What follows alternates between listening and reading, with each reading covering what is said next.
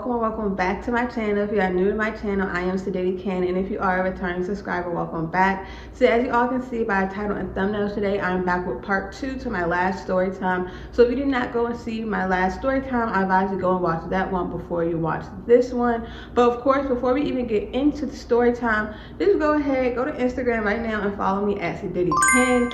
If you follow me, you know I'll be posting, so go ahead, make sure you go and follow me. My birthday's coming up, so I'll be dropping some new pictures soon. Also, go ahead and make sure that you follow my Twitter as well at Zodiac, and also my TikTok. I forgot my TikTok name, but I'm gonna put it up here because I'm actually about to start posting on TikTok as well.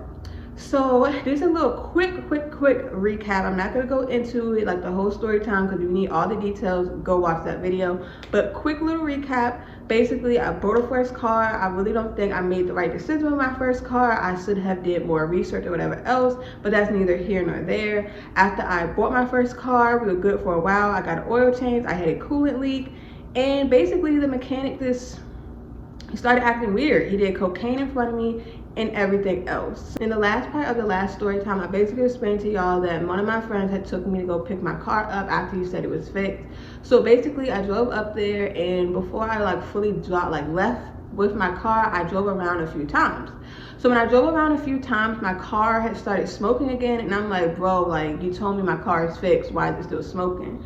So I took it back to him, and he basically said that he just needed to flush out my system. He was basically saying there's probably some leftover coolant from the leak that was still like in my system, and that's why my car was smoking. So he did that, and he took my car on a test drive, and basically once he came back, he said like, yeah, your car really is good this time, and I drove it too, everything was good. So from there, I drove to my mom's house. Everything was fine. But as I'm leaving my mom's house, and keep in mind, you all, this is like a weekday, because at this point I was on winter break, so I didn't have like school or work. But yeah, it was a weekday, so there was really bad traffic. And as I'm in this really bad traffic, y'all, literally just mind my business, and I look down and it says engine overheating, turn car off. I'm like, bro, like, I'm literally on 295. If I can find a picture of what 295 in DC looks like during rush hour, it is traffic everywhere. So I had to hurry up. Like, basically at first I'm like, okay, I'm gonna just try to get to the next exit, because the next exit is Maryland, and I'm from Maryland. I'm more comfortable in Maryland. But I was like, you know what, I don't even want to risk it. So I just like hurry up and basically had to get over really quickly, and I just took this exit that was putting me back in DC. So I took that exit, and at first I had to drive around for a while, because of course it's hard to find parking in any city, whether it's New York, DC, Chicago, no matter where you are, it's going to be hard to find parking. So car is telling me to turn it off, engine overheating, and I see smoke coming up, but I'm trying to find parking so that I'm just not like in the middle of the road. So eventually I found parking, and like I said in the last story time, it really wasn't even the best parking. Like, I was blocking an alleyway, somebody came by yelling at me for it, but it's literally like all I could go, because I'm like, my car, like, what am I supposed to do? So at this point, and I don't think I even have the messages anymore, just because it's like been like over a month, and I think they may have deleted from my recently deleted. And it's crazy because I had tried to keep the messages for the story time, but I kept pushing the story time back. Dang, where is the thread? Yeah, y'all, I don't think I have these messages anymore. That sucks. I really did want to include the messages in here between me and the mechanic. I have like some of the screenshots, but not all of them. But basically, I texted my mechanic. No, actually, I had called him. And I basically called him and was like, hey, like, the car is overheating again. This is basically what it said. I just had to like randomly stop somewhere. Like, at this point, I don't know what to do. Like, y'all, I was really stressed out, because I'm like, bro, like, I literally just gave you my car. You said it was fixed. So, like, what is going on? But at this point, I'm still not blaming him. I'm like, you know what? He cannot control the car. Like, I don't know. So basically, I explained that to him, and he's like, okay, can you get a tow to me? Like, or do you want me to try to come to you? What do you want to do? So I'm like, you know what? I'm gonna go ahead and call my insurance and just get the car towed up there to you, because I know for sure that I cannot drive anymore, because it keeps overheating. There's no way I can make it back. And not only that, but there's no purpose of you coming to the car when you're gonna need to be at the shop to work on the car. So I called my insurance, and that was a whole problem in itself. It was so much work. But eventually I got the tow set up. So basically I'm just sitting here on the side of the road in a random place in DC, and it's getting dark. Like, y'all, when I say I was scared, and my mom kept asking me, like, do you want me to come there, because she lives in DC right down the street. So she's like, yeah, do you want me to come, like stay with you? But I'm explaining to her, like, there's literally no parking here. Like, I barely have a parking spot. If you come, it's just gonna add more stress to the situation, because now we're gonna have to figure out somewhere for you to park. And not only that, but y'all, I was just so irritable. Like, I wasn't texting anybody back at this point. I just wanted to be left alone. So I'm like, nah, it's fine. Like, if it's getting dark, if somebody comes and rob me, what are they even gonna rob me of? The car can't go nowhere. So hey, if you want to kind of come and rob me for this car, please be my guest, so I can just call my son and say, hey, my car got stolen. Because at this point, the car is making me upset. So I feel like I waited a few, like maybe 2 or 3, I think it was like 2 hours, and finally the tow truck came. And when the tow truck came, before he even came, like, we were on the phone, he's like, yeah, if you don't have a mask, you can't come. And I'm basically like I have nowhere to go. Like, I couldn't leave my car, because they said, like, my insurance told me that in order to leave my car, I would have to leave my keys in the car. And I'm like, I'm not doing that. Like, yeah, the car is broken down, but I'm not about to leave my keys in this car and just leave. And you guys are gonna see this actually comes back up. So I'm basically like, I'm gonna have to just stay with here to my car. And I was hoping that the tow truck was gonna come in time, so that once I got to the mechanic, he could take me home again. So basically, once the mechanic came, by this point I had a terrible headache, I was irritated, and I was just like, bruh, like, y'all, I was just so sad, because I'm like, this is my first car, I'm already going through this. And not only that, but I knew at this point that I was going to be moving soon. So I'm like, I really don't have that much money to be putting into this car when I'm going to have to be paying to move. Y'all see all this furniture and everything I had to pay for. So once I got to the mechanic back there, basically we just dropped my car off, and I put my little key in the little drop thing. And luckily one of my friends did come and pick me up, because the mechanic had left at this point, just due to the fact that it took me so long to get there. And so I could stop calling him a mechanic, we're gonna call him Bob. So basically, I sent Bob a picture of my car, and I was like, thank you so much, like, for getting my car. Like, I'm so sorry about all this confusion. I really did not expect this much to be wrong with the car. You know, it's no rush, because I felt like, okay, maybe this time the car wasn't fixed, because I was kind of like asking him, like, hey, for an update. So I'm like, you know what, this time I'm gonna just let it be. However long it's gonna take him to fix the car, I'm gonna just give him his time, so that way everything could be fixed. So he replied in the morning and basically, like, you know what, no problem, I'm gonna get to it as soon as possible, it's okay. I'm gonna actually stay late tonight, so I will give you an update tomorrow. And I was like, okay, bet, perfect. So after that, the day went on, and of course, like, through all of this, I was really sad, because I'm like, dang, I don't have my car. So eventually I did actually go to Enterprise, and I actually got a rental, just due to the fact, oh, what is that? Actually, you guys, I'm jumping ahead in the story. So yeah, I was like really stressed out, because I'm like, the semester is literally about to start. I need a way to get to and from class and work. Like, it's really inconvenient having to take the bus or shuttle to campus, because of course when you take public transportation, that adds on time of your commute. And especially when you're paying car insurance and car note, you don't want to have to not be able to use your car. So I was really stressed out, and I honestly was feeling so depressed, and that's really why I was not posting, because I just really was not in a posting mood. Like, I just really was like feeling like I was in a slump. So eventually my mom actually was like letting me use her car, because I basically like, you know what, the semester's starting, I work from home, so it makes more sense if you just use the car for now. But that was another issue in itself, because it would be like, I'll have the car one day, and then she would have like a doctor's appointment the next day or something. So I have to drive to her, she would get in the car, and then she would drive me back home, and we kept on having to do that, and it just was really strenuous. So while this is all going on, I had noticed that that Bob had like kind of stopped watching my IG story, which is kind of weird, because like after Bob did my oil change, he would always be like maybe the first person watching my story, he'd be liking my story or whatever else. But all of a sudden now, like, he just stopped watching my story. He wasn't liking my story, of course, because he wasn't watching. And I was like, well, that's kind of weird, but like, I'm not gonna look too deep into it. Like, he's working on my car, he's not like my social media manager or something. But it just came off kind of weird, because I'm like, it seems like you're kind of like trying to dodge me or something.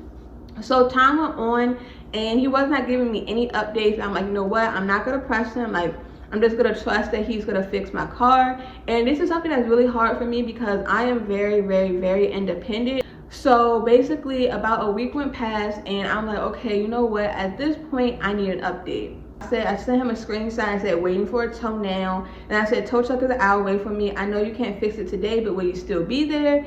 He said, no, but if you left the key in the drop box on the door to my shop, I'll grab it when I get back. I said, with the tow truck now, I didn't know what to do with the key, so I came with it. Whenever I get there, I'll leave the key. And then he said, all right, anywhere in the parking lot behind the fence is fine to drop off the car. And then this is why I sent a picture of my car and said, I left it right here and put my key in the box. Sorry for all the confusion too.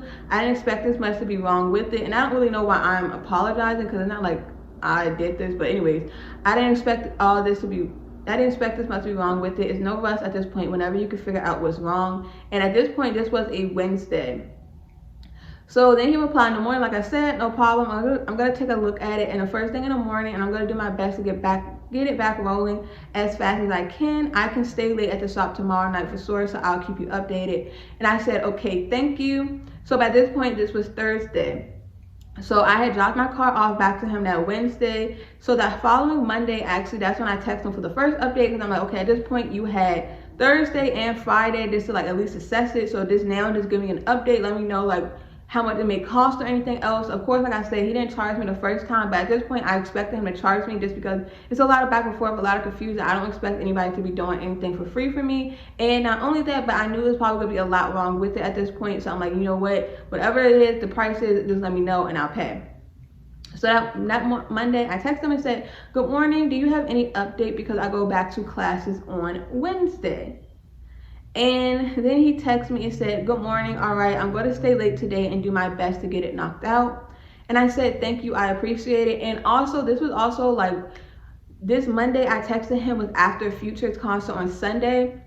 And that's why I also gave him like all that time from Wednesday to Monday before I even texted for an update, because I was like, okay, you know what, I'm gonna try to stop thinking about this car for right now and just try to enjoy this concert, enjoy, you know, my last little outing before the semester started, because my semester for some reason started on a Wednesday this year. So once he said that on that Tuesday, I said, thank you, I appreciate it. And keep in mind, he said that he was gonna stay late and try his best to get it knocked out.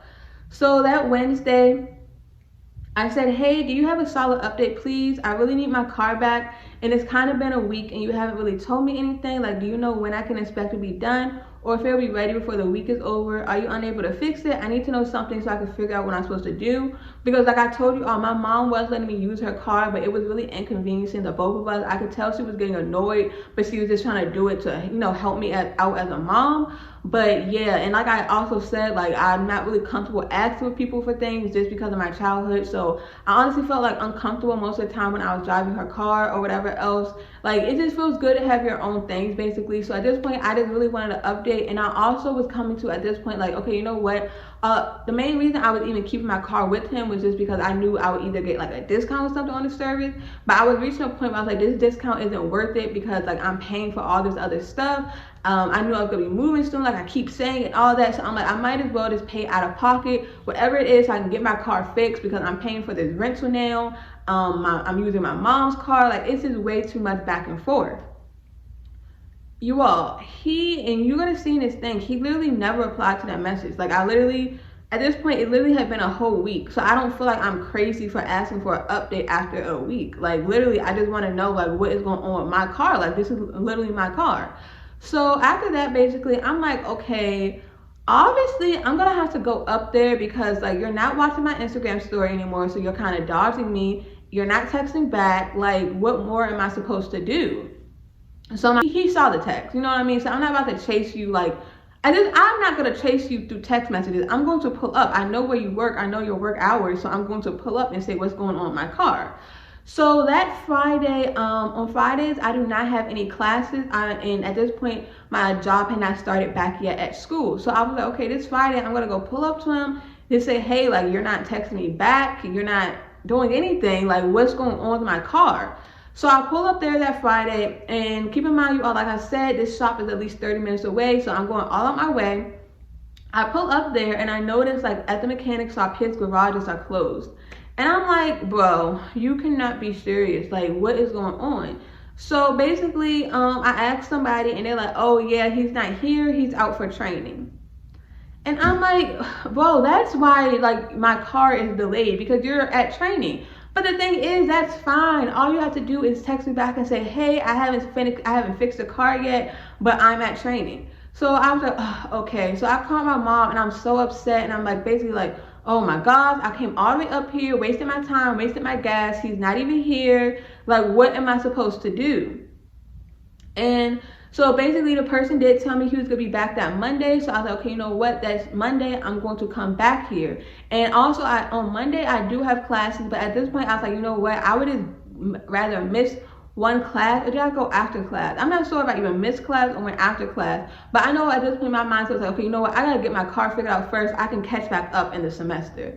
So once again, I went another weekend without a car. My mom, I believe she needed the car or something, so I gave it to her. So yeah, another week without my car. I'm feeling sad, and I am diagnosed with generalized anxiety disorder. So I was really just feeling anxious, basically not knowing, for one, how much it was gonna cost to fix my car, and for two, if my car could be fixed or anything else. I'm trying to figure out my move, but I'm like, how can I even figure that out without my car?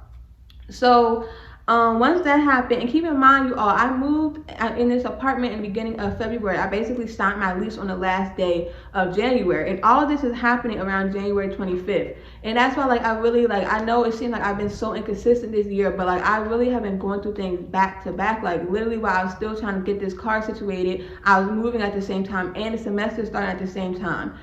So once all of that happened, that following Monday, I went back up there again. Because I'm like, okay, at this point, I texted you last Wednesday for an update on my car. It's been almost a week.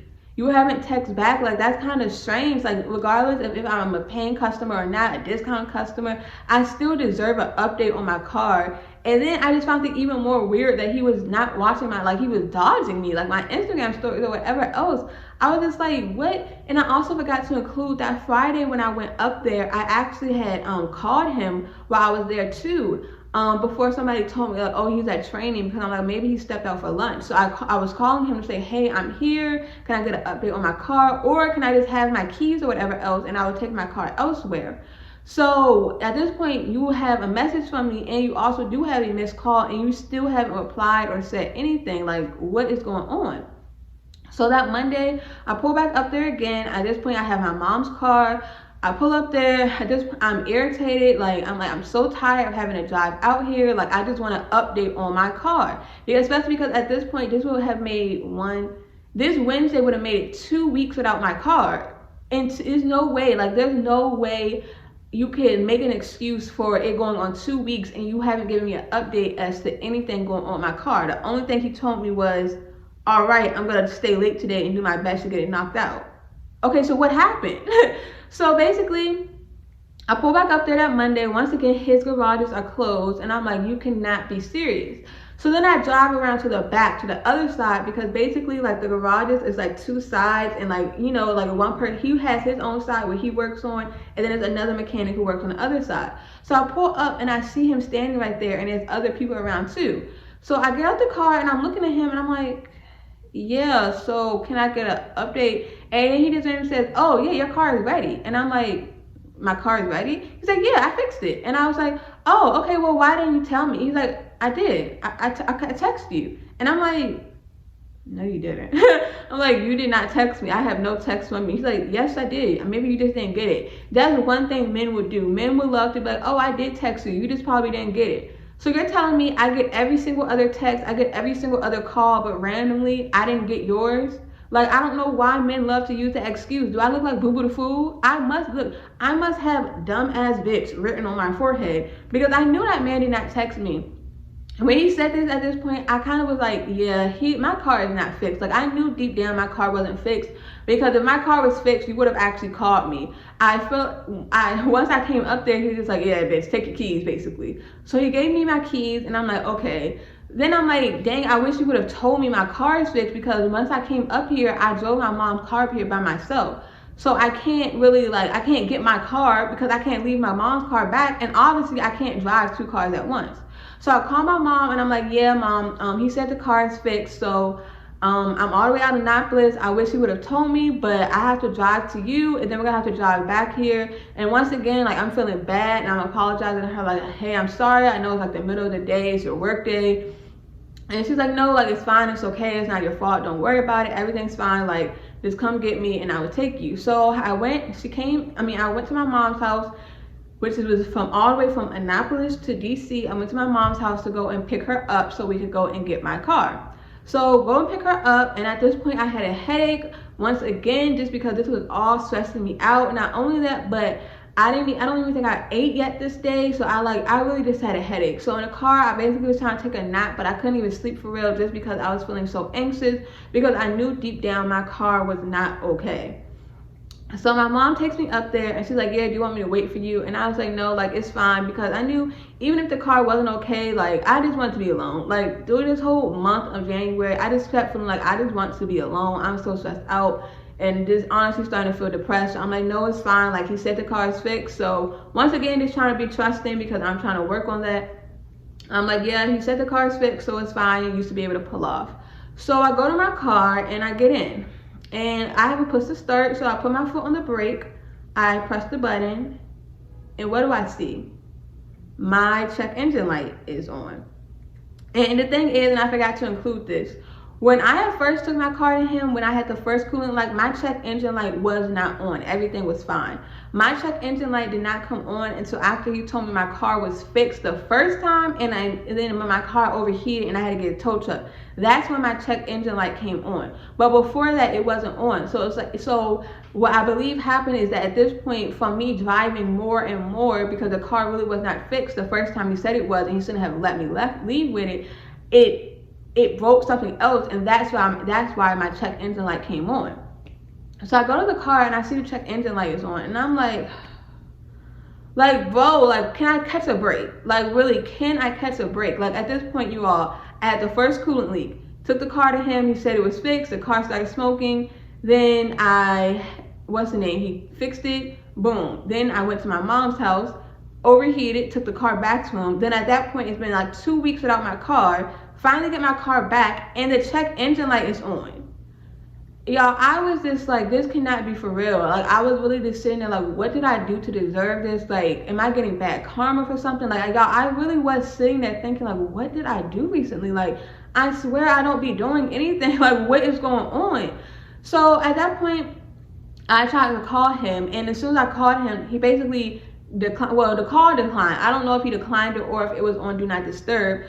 So I'm like, oh, you cannot be serious. So I texted him and said, hey, my check engine light is still on. Is that okay? And he did not reply. So then after that, I tried calling him one more time, and he still did not answer. So then I went on Google and I looked it up. I said, mechanic said car is fixed, check engine light is still on. And I basically saw people saying that your car has to go through cycles, so sometimes it may be fixed, but the cycle just hasn't updated, so that's why the light is still on. So at this point, I'm just trying to be hopeful that that's the case. I'm trying to be like, okay, you know what? I hope that this man would not let me leave with a car that is not fixed. Although now I think about it, he did it before at McKenzie, so why wouldn't he do it again? But I'm like, you know what? Hopefully, like, that's not what he's trying to do. Especially because I'm like, you know, I have to drive all the way from Annapolis back to PG County, literally a whole county. So I'm like, and he knows it's my first car and I'm not an experienced driver. I really hope that you would not allow me to leave with a car that's not fixed, that can endanger my life. That's not really safe to be driving with a car that's like really messed up. You don't know what could happen. So I just once again was trying to be trusting, and I'm like, you know what? I'm gonna drive and hopefully this light turns off. So I'm driving, and I really did not even make it far. Even when I was like getting close to like turning onto the highway, I noticed the car, something seemed a little off, but I'm still just hoping, like, you know what? He would not do this. He would not do this, McKenzie. It's okay. So once again, I'm on the highway. I'm actually on Route 50, going down 50, and it overheats. Once again, the same thing comes up. It said car overheated, turn off immediately. So I had to pull over to the shoulder, and what makes this worse is the shoulder on like Route 50 is really small. So it basically, like, every single car that was going by was shaking my car, and it's like such a tight spot. You could barely even get out the car. Like, it's really, like, I really felt so unsafe. I was really scared, like really scared as fuck. And especially because I'm already have been anxious now basically this entire month dealing with the car. Then you add on to the fact that now it keeps on, like, you keep saying this is the second time now you've told me my car is fixed, and I take it and it's not really fixed. So I'm just sitting there on the side of the road, and I'm like, bro, like, this cannot be for real. So once again, I tried to call him one more time, because I don't even know why at this point I was still trying to contact this man. Like, obviously he was not going to fix my car, but I tried to call him and he did not answer. So that's when I texted him and said, bro, can you please answer or reply? I'm literally stuck on the side of the highway because you said the car could not be fixed. And then I said, if it couldn't be fixed, whatever else, that's real life all you had to, I said that's real life all you said, but I should have said that's real life all you had to say, instead of having me broke down the highway by myself, and it's real life about to get dark, but that's all right. And especially because it's 5 p.m. and you all know in January, that's like before daylight savings, so it really was about to get dark. So once again, I was going to be broke down on the side of the road in the dark because of this man telling me my car was fixed when it was not fixed.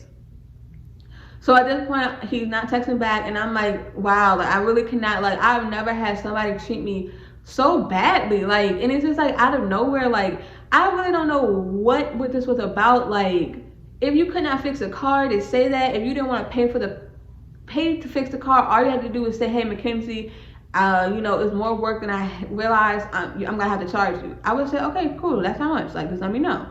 Whatever the situation was, all you had to do was communicate. But you're letting me keep driving this car. I'm making whatever the issue is even worse, and you're endangering my life. Like, that's not cool at all. Like, that's really not cool. And like, this situation really did hurt my feelings, just because he was just treating me so badly. Basically, after that, I once again had to contact my insurance, and this time it was even more difficult contacting my insurance, because at this point I got homeowner's insurance on my apartment.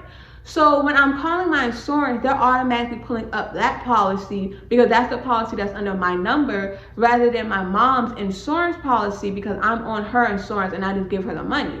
So I'm like irritated as fuck, because I keep calling and they're like, there's no car associated with this account. And I'm like, bro, like, I need to get to the other account. And even now, I still actually, now that I'm doing a story time, I realize I need to call them and talk to them and see how can we resolve that. Because if I do ever need to call a tow truck again, I need it to be simple. Like, if you're calling a tow truck, it's already a stressful situation. I don't need it. I don't want to go through that again, basically.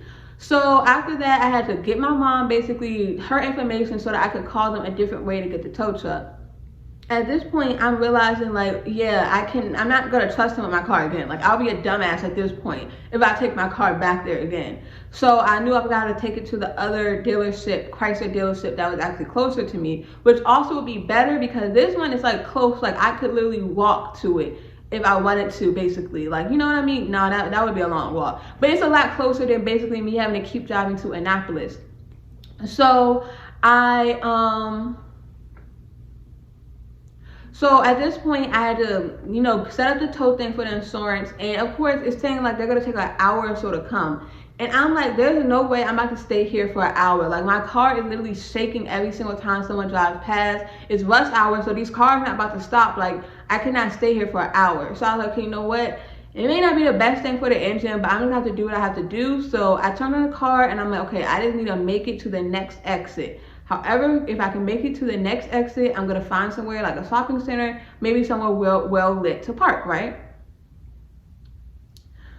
So I go and drive to the next exit. I take this exit. I've never taken this exit before. Why was it a country ass exit? There was literally a whole barn. At this point, the car started telling me to turn off again. So I'm like, I can't even go too far. There was no shopping centers. It was a barn, an open field. And I'm like, bro, like, first I was on the side of the highway, but at least like there's more people around. Now I'm basically by a random barn. Like, if something was to happen to me here, nobody's even gonna see.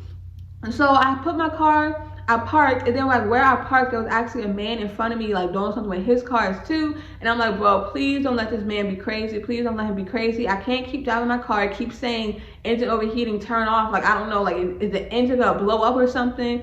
So I'm like, oh, please don't let this man do anything to me. Like, literally sitting there praying, because, yeah, I'm not gonna say what weapons, but at this time I did not have as many weapons. I actually had a situation happen about 2 weeks ago where I was almost kidnapped. I'm not lying. And so because of that, I have more weapons in my car, and I'm actually gonna do that story time soon as well. But at this time I had less weapons in my car. So y'all, this was just so freaking much. So basically I had to go through the insurance thing and update the location, and for some reason, like on a website, it wouldn't let me update my location, right? So I had to call the insurance, and I'm trying to tell them, and I'm like, I really didn't know where I was because I'm just basically on a random side of the road. And shout out to that insurance lady because I was so flustered, and I was just like, yeah, really flustered basically. And she was being really calm and like really helping me. And she's like, okay, so what do you see around you? Okay, so do you see this? Do you see this? And eventually, she was able to pinpoint my exact new location so that we could get the tow truck to come. So I had asked her like, hey, if I leave my car here, like do I have to stay in the car basically? And she's basically saying like, no, you can leave, but you have to keep your doors unlocked and leave the keys in the car. I said, you have to do what? Yeah, leave your door unlocked and leave the keys in the car. I'm like, bro, you cannot be serious. So I'm stuck here basically on the side of the road because I don't want to do that. Like, although once again, like this was just a random country ass road and there was no one around, I don't know who could come. And the last thing, like I'm already dealing with the car being broke. I don't need the car broke and stole. Well, then again, shoot, somebody could have stole it. Please give me that insurance money, cause whew. So after that, I'm like, all right, bro, like it is what it is. So going back to the messages with him, I said, I texted him once again and said, and then the whole reason I came there today was to have it towed to the Chrysler by me. So it's like I could have just did that earlier instead of being stuck on a highway in the dark and then you ignore me. Or I could have had it towed to the Chrysler the Chrysler by me from the jump if you weren't gonna fix it. I don't know what type of, but thanks, really appreciate it. And at this point, I literally just blocked his number because I was like, I don't ever want to speak to you again in life. I never want to run into this man. I feel like if I run into this man, I'm going to want to smack him just because he just disrespected me in so many ways. And it's like, for what? Like, really? So anyways, I'm sitting there waiting for the tow truck. Once again, of course, I have a freaking headache. Especially because I did not eat yet this entire day. Like, I went to class. I went up there to get to see what was going on with the car. When I went up there to see, he told me the car was fixed. So I went, picked up my mom. We came back. Broke down on the highway. I went here. At this point, I have not ate all day, so I'm like, oh, like I really like my head was starting to spin. I really was just going through it. So eventually, it got to a point where I was like, yeah, I just cannot stay here anymore. Like I really don't feel good. Like this migraine is crazy. I low key feel like I could like have y'all ever had a headache so bad you have to like throw up? That's how I was feeling. So basically, I just told one of my friends, like, hey, follow my location, please. Just come pick me up. Like, I cannot do this. And I'm so grateful that I have friends who look out. I saw this tweet, and I'm going to read it. And the tweet says, I'm sorry, but y'all are losing y'all mind and sense of love and community. Don't ask your friends for help for moving. Don't ask your friends for rides to the airport. Don't talk to your partner every day. What the F is wrong with y'all? And yeah, I'm very grateful. Me and my friends are not like that. Me and my friends look out for each other. Like, yeah, of course, me and my friends get drunk with each other. We go out to the club together. We do all that. But at the same time, we are actually genuine friends. If one of us needs something, somebody's going to make sure, somebody in the group is going to make sure that person is taken care of and okay. And I really am grateful for that because, yeah, like without my friends, without my mom helped throughout this situation, I really would have been out of luck. There's no way I could have figured this all out myself, which is really good for me, that I'm even asking for help. So yeah, one of my friends came pick me up, and once again, this is the same friend who came and picked me up who came to drop me off the first time to get the car. And like I said, her tires, she needed new tires, so she really should not have been driving, so that's why I really appreciate her. So she came and she picked me up, and basically we went home. We had to actually stop at the gas station some more, but all of that does not really matter. But yeah, I had a really bad headache. So so she actually gave me some medicine, and I went to like lay down in my apartment, and I'm like, okay, hopefully I start feeling better. So basically, after a while, like my headache did start going away because she gave me some Midol, and Midol actually works really good on me. So I was hanging out with my friends and stuff, and really, y'all, I was just feeling so depressed and like so sad. Like, why is this happening to me? Just really down. So eventually, the tow truck man calls me, and I'm like, hello. And he's like, yeah, are you still with your car? And I'm like, no. And he's like, oh, so you want me to come get the car tomorrow? And I'm like, no, like I don't want my car sitting all night. He's like, oh, well, did you leave your keys in the car? And I'm like, no, because that's what I forgot to include. Although the insurance told me to leave my car there and to leave the keys, I called my mom, and my mom's like, no, that doesn't make sense. They don't need your keys to tow the car. Like, you can go ahead, just leave, and don't leave your keys there. Like, that doesn't seem safe. And I'm like, but are you sure though? Because the insurance like, yeah, McKenzie, just go ahead and do it. So he's basically he's like, I need you. And I told truck man, I'm like, I left my parking brake off. Like, so why do you need my keys to tow it? And I forgot what he was basically saying, but the type of truck he had, he needed to do something with my keys to unlock or do something. I don't even know. But he's basically saying like, yeah, in order for me to tow the car there, without your keys, I'm going to have to charge you because I'm going to have to use this other system. Which, honestly, y'all, none of it was making sense. I had a bad headache. But at this point, I'm like, okay, you know what? Whatever it is, I would just pay the fee. Just do what you gotta do because I'm tired of dealing with this. Like, at this point, I was so tired. I just wanted my car fixed. And at this point, I truly didn't even know what mechanic I was gonna go to. Originally, I was gonna have them tow it to the Chrysler by me, but because he's basically saying that he's got to charge me to even put it on, he said he's got to charge me to put it on, and then he would have to charge me again if he was gonna take it to the shop. But he said he could just bring it home to me and he wouldn't charge me. And y'all, none of it really makes sense. It is what it is. But I'm not about to sit here and argue with somebody who has my car. So we just gotta have to pay this. Like, you know, like, if I would have listened to the insurance instead of you, I wouldn't even be in this situation. So she sent me the money and the guy pulled up. I paid for the little extra little thing or whatever. And he just left my car. Well, he didn't leave it, but he parked it for me in the parking lot at my apartment. So at this point, it's like, okay, you know what? At least I have my car back. It's not fixed, but at least I have it back. I'm gonna have to figure out everything else in the morning. So at that point, I went to sleep. I could finally relax somewhat, and yeah. So the next morning, I woke up and I called the Chrysler by me, and they're basically saying, yeah, we're really booked up, and we won't be able to look at your car for 2 weeks. I said, bro, like, you cannot be serious. 2 weeks? I've already waited like 2 weeks, so I'm about to go a whole month without my car. And I'm like, nah, that's not gonna work. That is absolutely not gonna work. So at that point, I went in, I called another Chrysler dealership, and they're like, yeah, we have a 1 week waiting. And I'm like, okay, 1 week is still annoying just due to the fact that I'm already waiting. But obviously, that's not you all's fault that I went through what I went through, so I can deal with 1 week.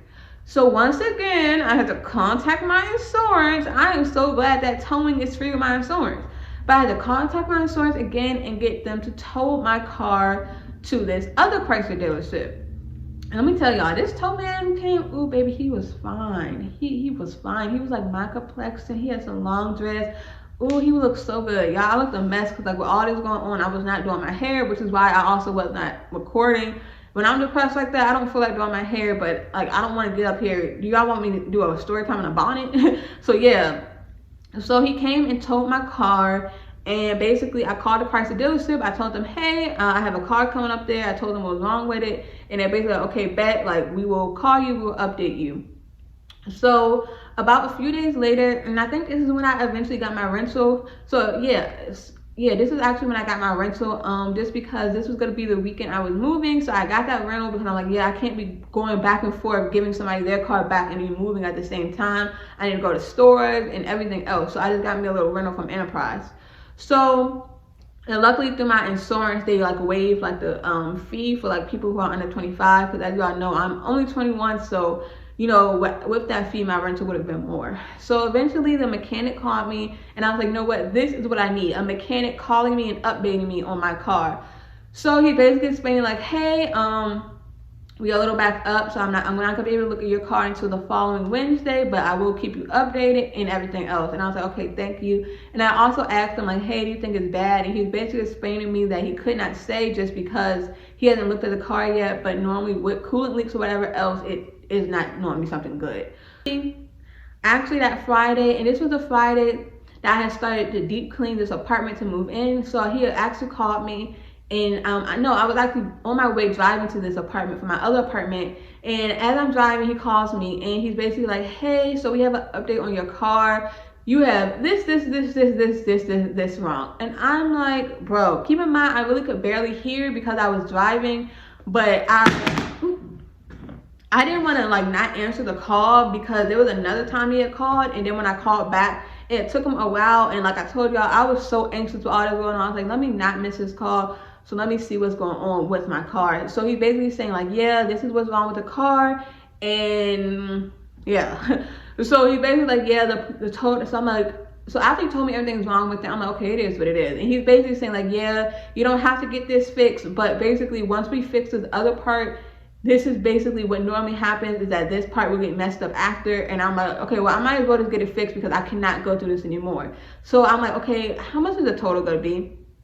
He's like, yeah, so it's gonna be about 3,900. I said, well, you cannot be serious. Like, how did I start out from $193 for one piece to free to $3,000? I was like, oh my gosh. Now keep in mind, yeah, I had that money, but I had moved. That money is supposed to be like money saved up for rent, because when you before you move, you always want to have rent money saved up, so you're just not working to pay your rent. You have it, you got it in a stash. I may do like a little video about that one day if anybody's curious. But so I'm like, oh my gosh, like how am I gonna do this? Like I cannot afford all of this basically. So I called my mom, and he's basically like, yeah, so for big things like this, we basically require a down payment, because of course they don't want to do $1,000 of work and then someone's just like, oh well, I can't afford that, you know what I mean? So I called my mom and I'm telling her like, yeah, mommy, they said it's about to be basically $4K to fix my car. And yeah, we were just like, what? So they had sent me a invoice, and I actually still have that invoice.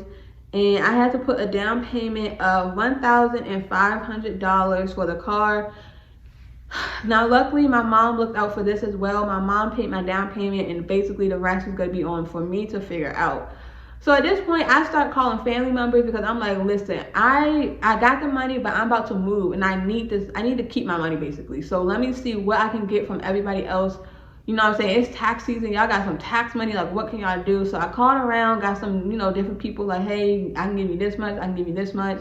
Which I really, really do appreciate, because it always feels like I have to do everything by myself. So it really does feel good when I do have a few situations where people actually do look out.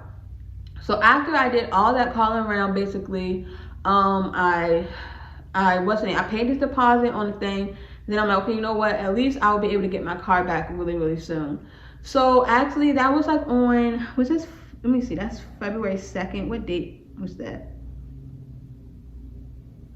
Yeah, so that was that Thursday. And he said that my car should be ready by that Monday or Tuesday at the latest. I believe that's what he said. I could be mistaken though, you all. But I know he was basically saying like, yeah, the car is gonna be ready like very soon. So after that, I'm like, all right, bet, like, you know what, for now, I just have this rental. I actually got the rental until like that Monday, so I'm like, that's perfect.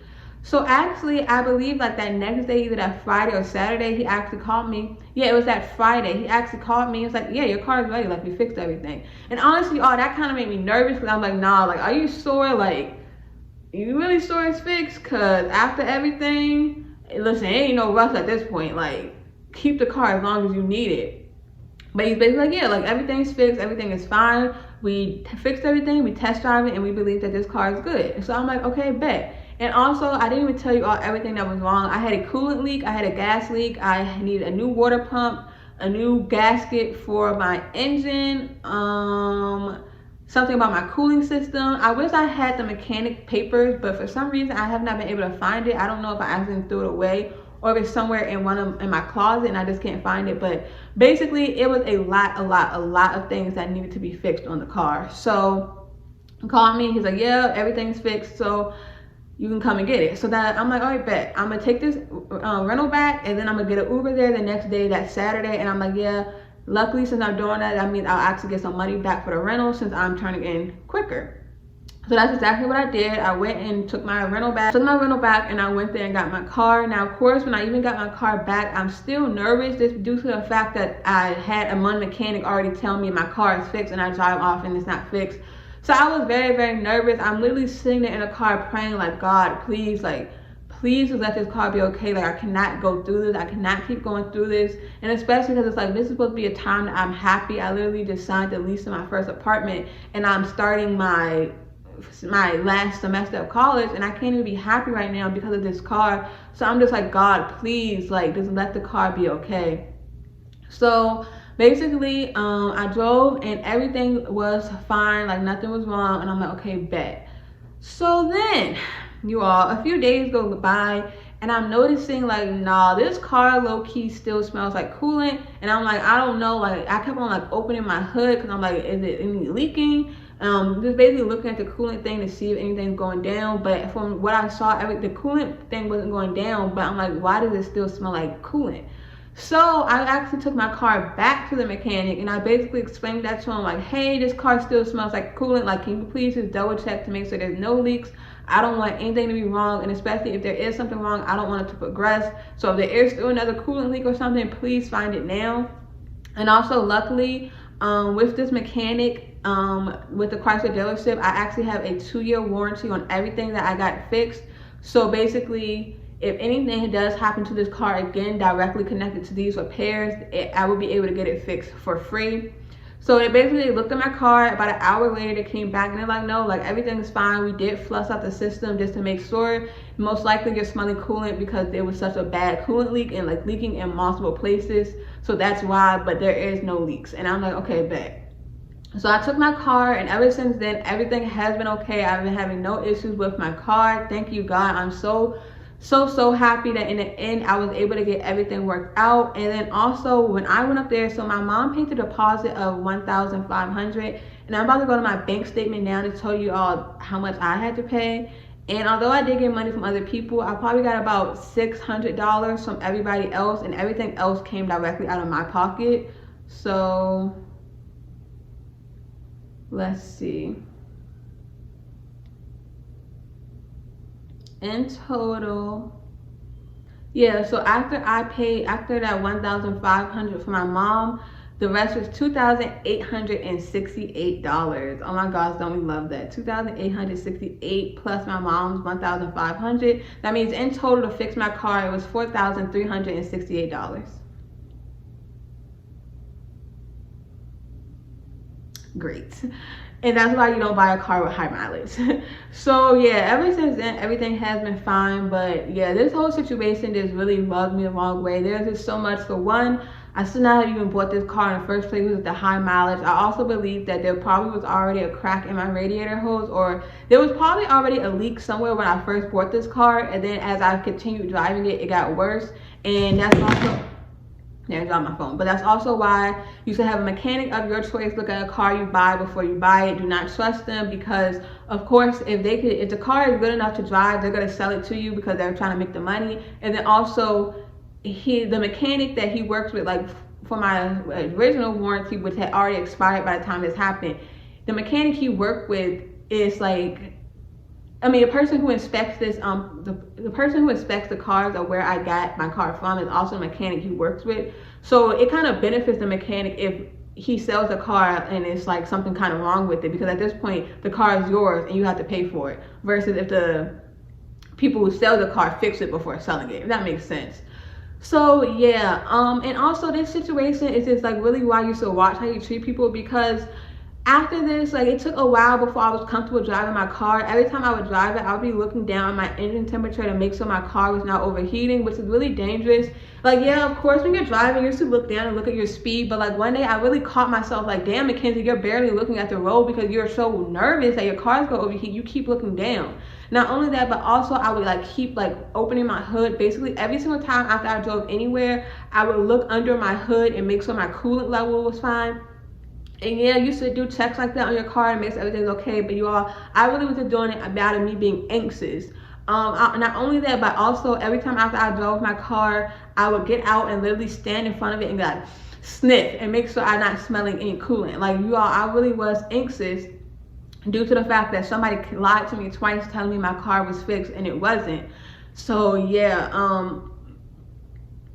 yeah, your actions really do have an effect on other people. Like, I'm already an anxious person. I literally am diagnosed with anxiety disorder. So doing something like that, like, it's just gonna make me even more anxious. And beyond that, what this all really comes down to is that I just did not deserve this treatment. Like, it was just really weird. And especially once I started dealing with this other mechanic and he was doing his job correctly and calling and giving me updates, I realized that I was never tripping. Like, when I expected the other mechanic to give me updates, he just really was not good at his job. It also made me realize that I had to stop looking over people's red flags and giving people the benefit of the doubt. That day when I poured up and you smelled like alcohol, that should have been like, nah, I don't want somebody who's drinking on the job working on my car. But I'm looking at like, you know what, I don't know what demons or what battles he could be facing, but I'm sure he's gonna do it. You know, he's gonna fix my car correctly. And that's why I realized with men, I have to stop giving them the benefit of the doubt, whether this situation or even in relationships. I always do that. And one thing about it, a man is gonna show you why you should have doubted him. I have not spoken to him since then. I blocked him on all social media and also on messages just because it's just really hurtful the way he treated me and, you know, like stressed me out over this car. But yeah, I don't wish bad on anybody, but what you reap you will sow, and whatever demons he's facing, if you keep doing more people bad, you're just going to continue having more demons to face. So yeah, that is the moral of the story. I really am appreciative of the mechanic who fixed my car. I'm appreciative of my mom. She paid for that little extra stuff that tow truck driver charged me for. She let me drive her car. I was gonna put gas in her car, but every time I give it back, she would put more gas in it. So she's basically paying for my gas, and she put down $1,500 on the spot to put my deposit down on my car. So I really do appreciate that, and I also appreciate my friends as well for helping me and giving me rides like to and from the mechanic. So yeah, that is the story time, and it basically is explaining why I was just so inconsistent like once the year started, because that really was not my plan, but my car just basically messed everything up. This also is why, like, if you watch one of my deep cleaning videos, I basically was like deep cleaning and decorating at the same time, because the original plan was that Thursday when the mechanic had called me and told me what was wrong with my car, that was actually when I was supposed to come here and deep clean everything. It was just gonna be like one set deep cleaning video, and then the rest was gonna be decorating videos. But after I got off the phone with the mechanic, I'm like, yeah, you know what? Let me not even clean today. Let me go ahead and go to my grandfather's house and get this money from him. So that's why everything was like, everything has just been a mess basically, all because of this one situation. And yeah, of course, the car was gonna be messed up either way, but had he not played with me and had I just like took it to the other mechanic originally, it would have been like a fixed situation. We could have moved on. But yeah, so I will see you all in my next video. Today is Sunday, so I'm gonna post again on Tuesday. I can't even remember what video I'm doing Tuesday. I think I'm doing an unpopular opinion video, but you all also will get my almost kidnapped story time soon. And of course, my birthday weekend is this weekend. So you guys are gonna get that content coming soon. And yeah, I really am moving into a better space now. I finally kind of got over this car situation.